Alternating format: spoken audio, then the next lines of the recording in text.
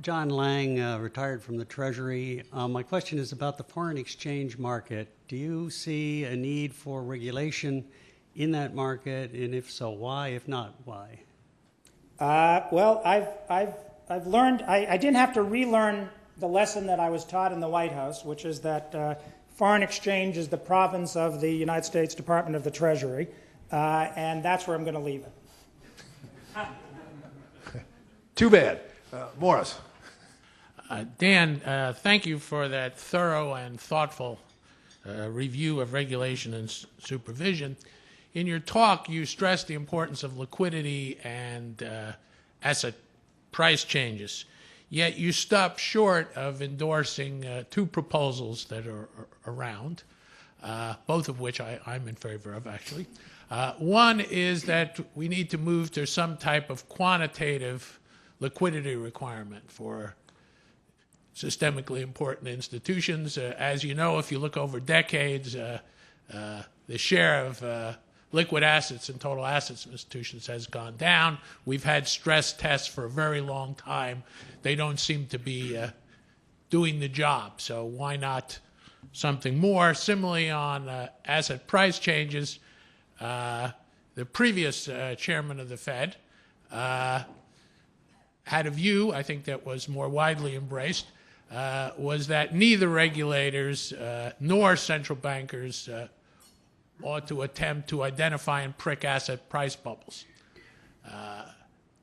Well, we've obviously paid some cost for that, and while there's no easy way around that, you didn't propose that we take a different view on that broad issue than we had before, yet those asset price declines are crucial in looking at some of the credit losses that we've had on asset-backed securities and other things. So I wonder if you could give some reaction to those two.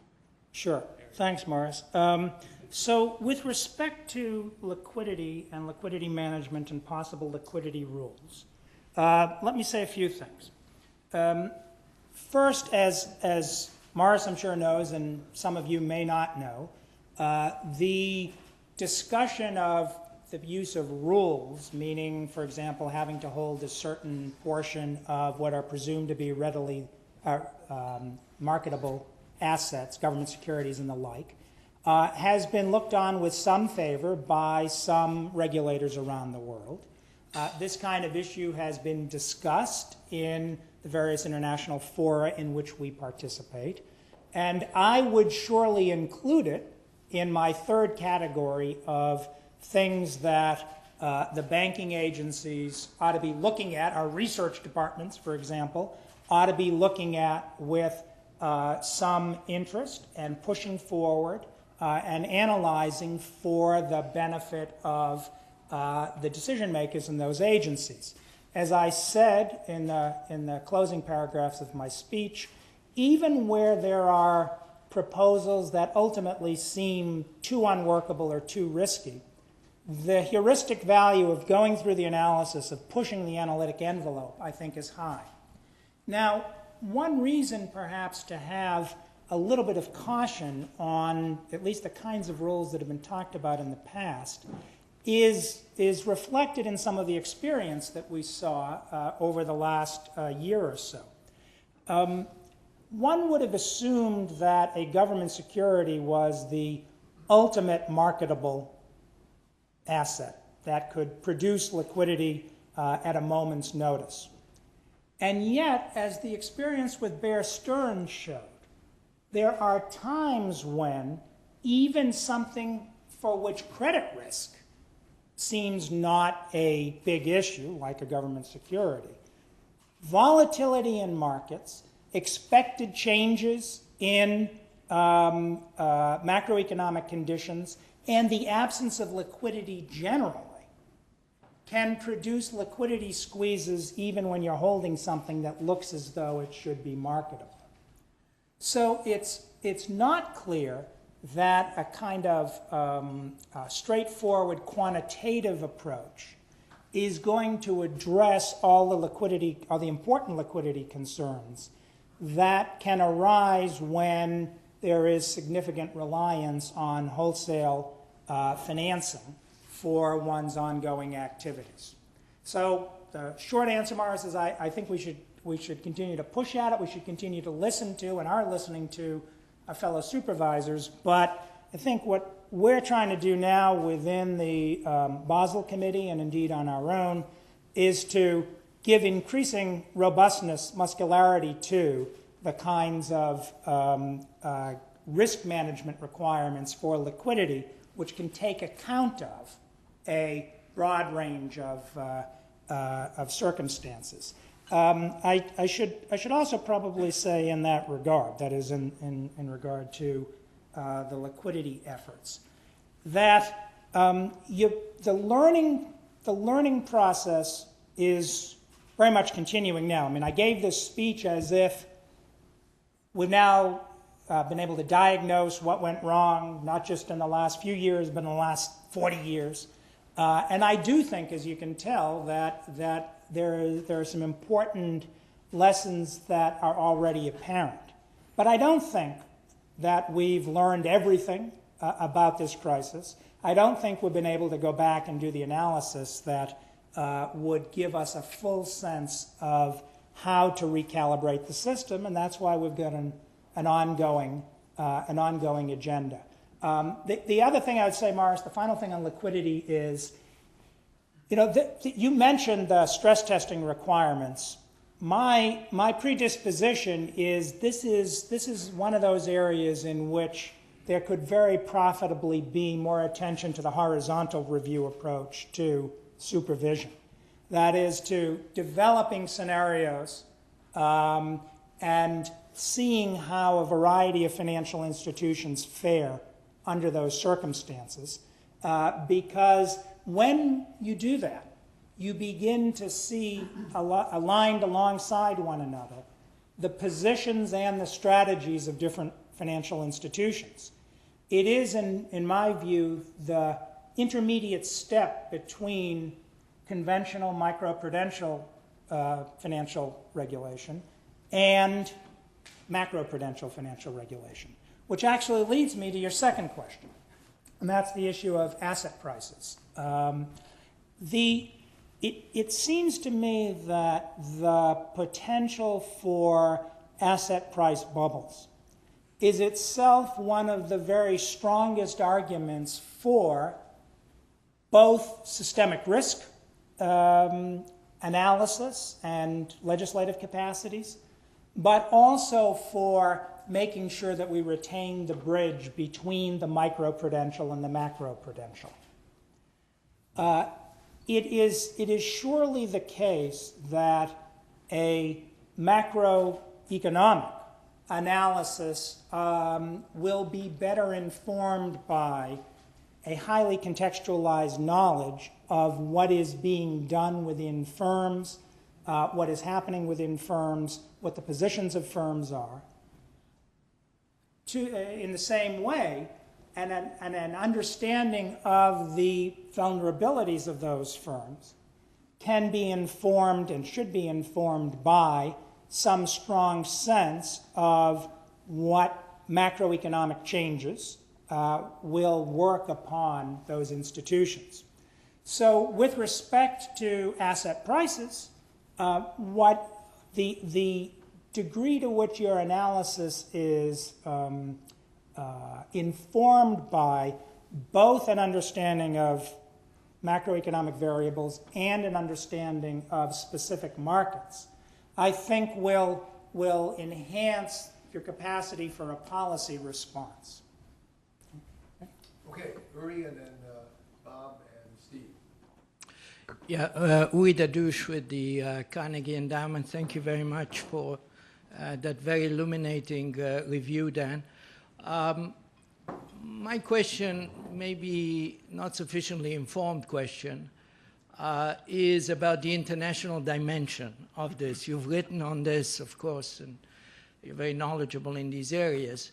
But during your presentation, I felt it was very domestic. A lot of the discussion was very domestic. And I guess I'd like to get a sense from you how important the international coordination dimension of this is really, or is it just, fashionable to talk about it?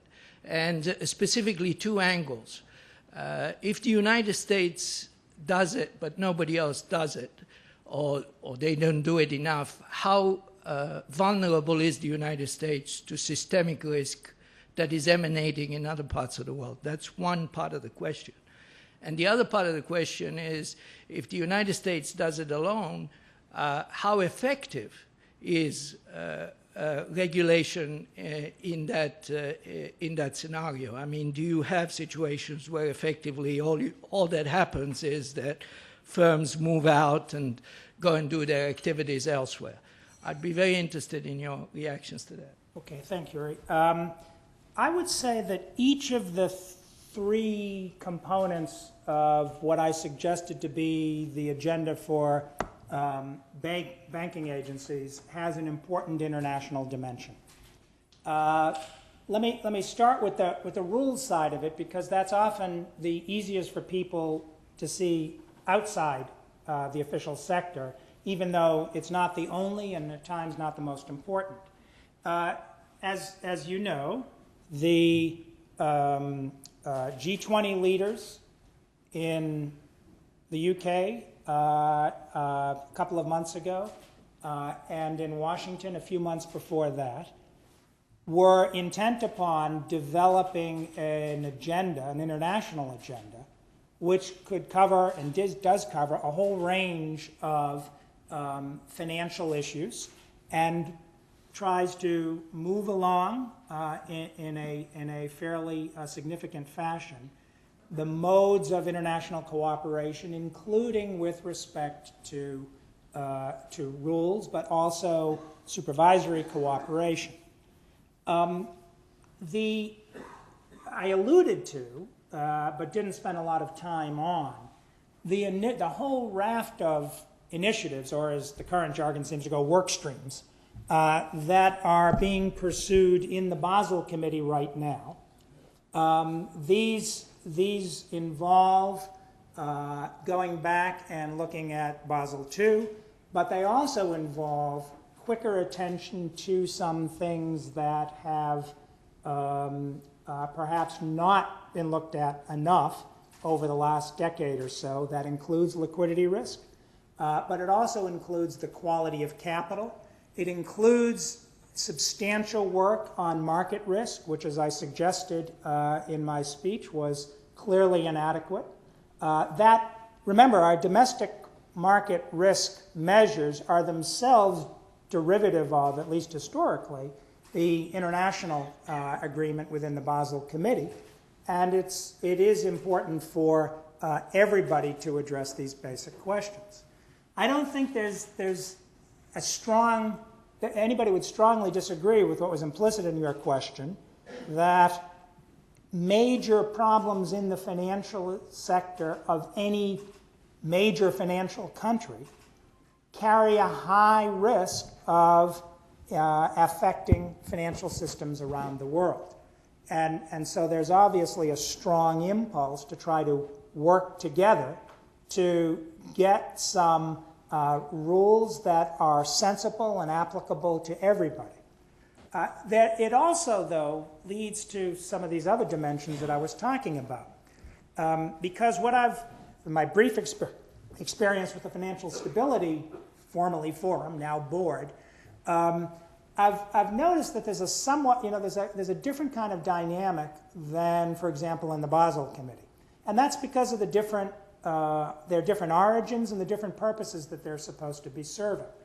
The Financial Stability Board brings together people from central banks, from finance ministries, and from other regulatory entities. From the United States, that's the SEC.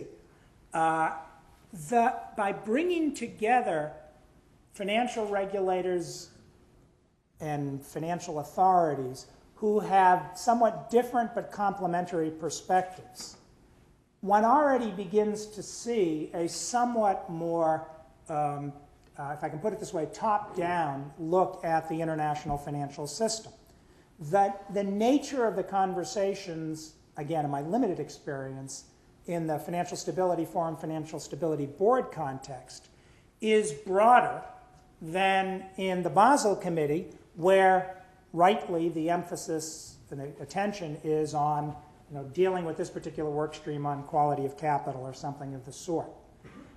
So I think that the Financial Stability Board, in addition to having provided a good catalyst for moving an agenda, pushing a reform agenda forward and helping to implement the reform agenda identified by the G20 leaders, also serves the very useful purpose of what I said was that third agenda item, which is thinking a bit beyond where you are now and thinking from somewhat different perspective. So I certainly didn't mean by not having a section on international cooperation to suggest that it was somehow secondary or tertiary. On the contrary, I think, as this crisis has shown, there needs to be an international dimension in everything that we do. Dan, could I just elaborate on that slightly? I have in mind a kind of simple three-part process, which I think is more or less how Morris's international banking standard got implemented after the Asian crisis for this linkage between domestic and international. At the international level, you try to come to more or less a best practices template on what would be desirable standards across the range of issues you talked about. Then national governments, since they're responsible for the regulation supervision, go back and try to put those in place as best they can at home. And then you come back to the international level for monitoring, surveillance, and trying to encourage countries to come up to best practices. Now, that was not so difficult when we were talking about emerging markets and developing countries after the Asian crisis. May seem a little more difficult now when we're talking about the pillars of world finance. But is that model more or less what you see happening now and or as a desirable model for linking the two pieces of the equation? Well, it's certainly a model, Fred. I wouldn't say it's the exclusive model, and probably shouldn't be the exclusive model. Because the way you describe it, I think, is a kind of iterative process where there's agreement at a certain level of generality at the international level, then domestic implementation, and then some process internationally to make sure that the domestic implementation is true to the original purpose of the international standards. And that I think, can often be a very good model, particularly when differences in national industries or regulatory structures or regulatory traditions or legal backgrounds, that is, other legal components of the system, make a single approach suboptimal. But there are circumstances in which it's useful to have some shared rules that are straightforward, perhaps, and that serve as a useful shared common position. And I think in the Basel Committee, for example, there are initiatives trying to go down both of those roads. There's one issue that is, as you probably know, of considerable interest to U.S. regulators, which is the renewed interest internationally in a non-risk-based supplemental capital measure, something which in the United States would probably be called the leverage ratio, but which has variance on it. That's an initiative that has been raised from time to time by various U.S. regulators over the years. There wasn't a whole lot of interest in it in the past from most of the rest of the world. There's now considerably more interest.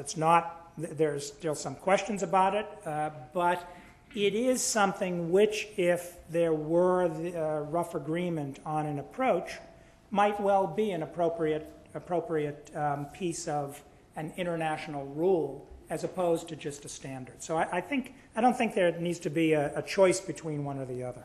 Okay, Steve, and then to the back with Mike. Steve Charnovitz at GW Law School. Governor, thank you for that comprehensive overview. My question is about the stress testing.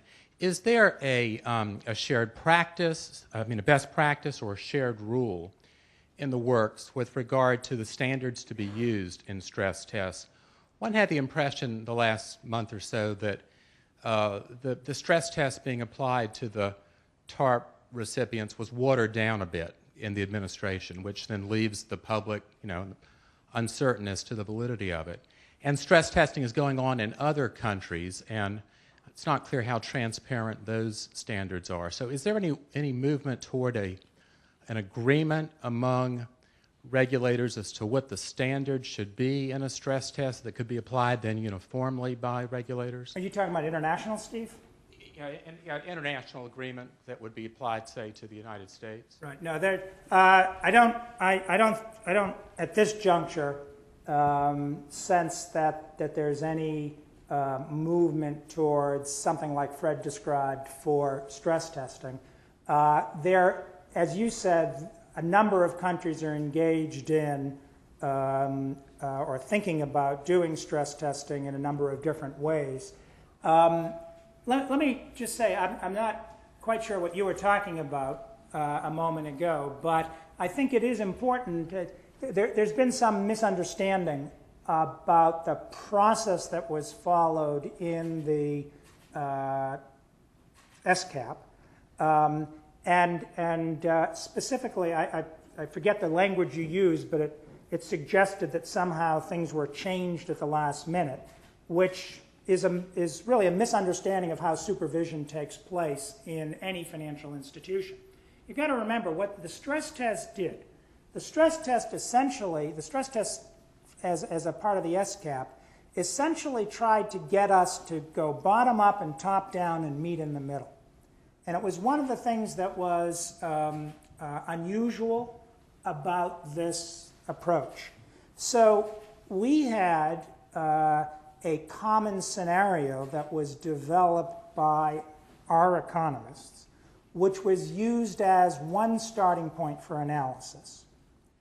And then we had another starting point, which was were the actual portfolios of, experiences of, and expectations of the financial firms. That's more like conventional financial supervision. Now, when you're doing this for the 19 largest bank holding companies in the United States, in the course of just a couple of months, there inevitably is going to be some uncertainty when those two elements of the program come together. That is, how does the stress scenario play out in this particular set of circumstances? And remember, what we were doing was taking account of the individual portfolios of the institutions, even as we applied the common starting point of a common adverse economic scenario. So when you're going full bore to develop the scenarios, to analyze the data of the firms, just as in any capital review exercise, when you come up as a supervisor with your preliminary conclusions, the institution does and should have an opportunity to say, hey, wait a second, you treated this part of our portfolio this way, but you don't understand it actually is a different set of risks, or it involves a different set of counterparties, and thus you've misapplied it, for example. Some of that was what happened in the period between the time that our examiners went back to the institutions and the time that we came to the final results. So yeah, they got a chance to say, here's where we think the analysis that you did is off with respect to our financial institution. Much of the time, the answer was, no, we don't think so. Some of the time, the answer was, yeah, you've made a good point. There was no sense in which that was a dilution of the test or in any way a change. It was, in fact, a part of what a good supervisory process ought to be. And I think that is important to be clear about. In terms of best practices, I don't think anybody contemplates, we certainly don't contemplate, repeating the stress test in the way in which we did it over the last, in the February to May period. But what we do contemplate, as I suggested earlier, is that the virtues of a horizontal simultaneous review of the position of financial institutions, particularly large financial institutions, should be incorporated into more regular supervisory practice. One element of that is thinking about using a baseline stress scenario produced by the supervisors, again, as a starting point. So that I think is, that movement in that direction is something I think is going to take place, and we will figure out over time how to make that kind of horizontal review a useful adjunct to the institution-specific review. Mike? Well, thank you very much, Dan. As a veteran of the Glass-Steagall Wars of the late 70s and early 80s, I appreciated the remarks at the start of your talk. I thought, though, that you kind of left them behind. There was a key principle embodied in the Glass-Steagall and other regulation that came out of the 1930s that seems to me we have forgotten to our cost. And this is something that my colleagues on the faculty of the University of Chicago could never understand either, that competition is a very powerful force in economics, but it is not inevitably a force for good. And unfortunately, in the area of financial regulation and protection against financial crises, competition can be a very serious force for evil. And the reason really is simple economics. What happens in a crisis such as we are presently experiencing is that the general public, either as a taxpayer that will pay for the TARP and other government sector interventions, or as the holder of money market accounts and other deposits whose interest rates have been forced down to zero and consequently is not earning anything on his wealth, is being asked to absorb some of the loss that is associated with the excessive risk-taking activities of others within the economic and financial system. So we have, de facto, a subsidy to excessive risk-taking. That's the way in which the system operates. And this subsidy is particularly pernicious. It's not paid every year like the farm subsidy. It only gets paid in really big lumps when we happen to have a major financial crisis. Well, as it said in the movie Field of Dreams, if you build it, they will come. I mean, if you provide this type of subsidy for major financial crises, you will get them, one way or another, sooner or later. That brings me to my question. It seems to me that the emphasis in your proposal is really to broaden and make more clear and solid the safety net that will protect a wider range of institutions, financial institutions, and businesses in the event of financial turbulence or difficulties. And the question at least needs to be asked, is that the right direction in which to go? And how far in that direction is appropriate? President Bush, in lending money to Chrysler and General Motors and GMAC under the TARP, claimed that that was essential for financial stability, which was the purpose of the TARP. President Obama and his Treasury have argued the same thing in terms of additional lending that is being extended to General Motors and Chrysler. Apparently, the claim in the Treasury is that the legislative authorization for the TARP, the $700 billion, is continuing, so that even as the funds get paid back, the money will still be there, leaving, to the extent that the money is paid back, the Treasury Secretary with permanent authority to distribute money to whomever he chooses on the grounds of, quote, a threat to the stability of the financial system.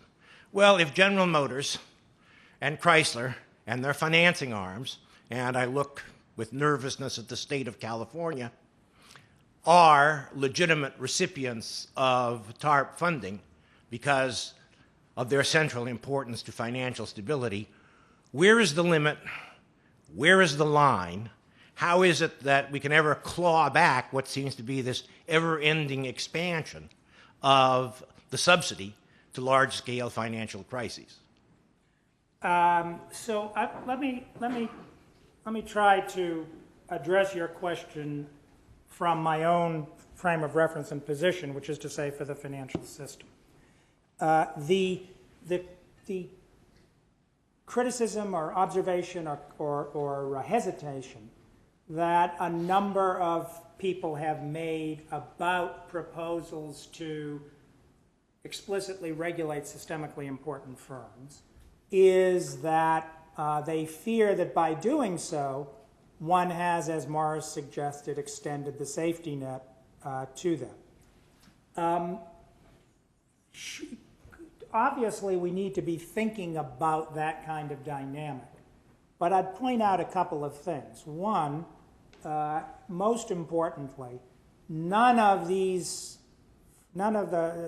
firms or entities whom I mentioned earlier was subject to either regulation or to even an implicit access to the safety net.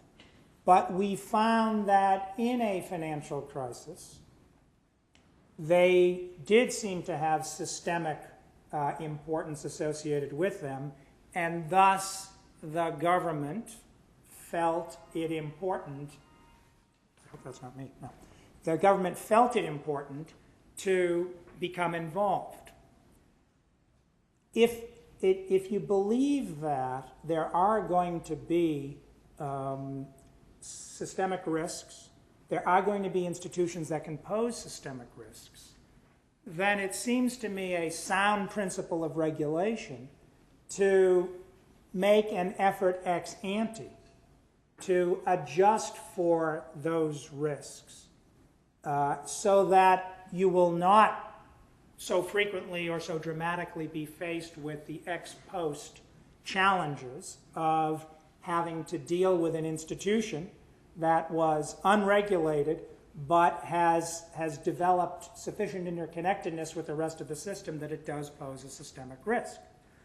And I guess, Morris, that just by your bringing in of so many different parts of our economy into your question, you're in some sense reinforcing my instinct, which is that we do need to have a much more direct approach to systemic risk and the too big to fail problem in the financial system, precisely so that the negative externalities associated with the dysfunction of that system will be contained.